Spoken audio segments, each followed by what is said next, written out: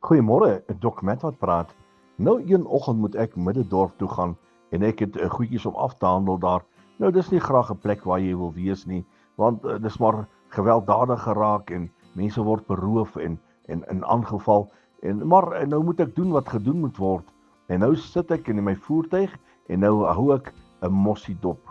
En ek sê vir myself, ek kon hierdie mossie nou nie 'n beter plek gekry het om te gaan bly nie. Hoekom hierso? Hier tussen die konkreet.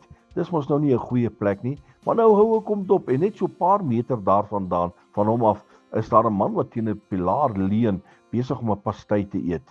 En elke keer wanneer daar krummels van hierdie pastei val, dan duik hierdie mossie af en dan gaan pik hy vinnig van hierdie krummels en dan fladder hy weer boontoe, dan sit hy en wag. En as daar weer krummels val, as hy weer onder toe. En ek sê, maar dit is mos nou wat die skrif sê. Die Here sal sorg vir die mossie. Hy is nie bekommerd waar hy bly nie en hy is nie bekommerd oor die dag van môre nie.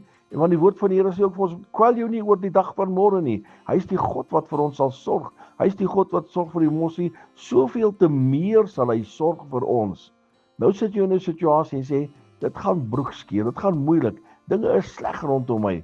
Kan jy bemoedig vandag en sê, tel jou kop op. Ek kan jou verseker, Jesus is die een wat vir jou sal sorg in alle omstandighede. As jy 'n koningskind is, het jy geen rede vir bekommernis wat môre gaan gebeur. Waar kom môre se brood vandaan nie? Want die koning van alle konings, hy is die een wat gaan voorsien. Herlewingsgroete.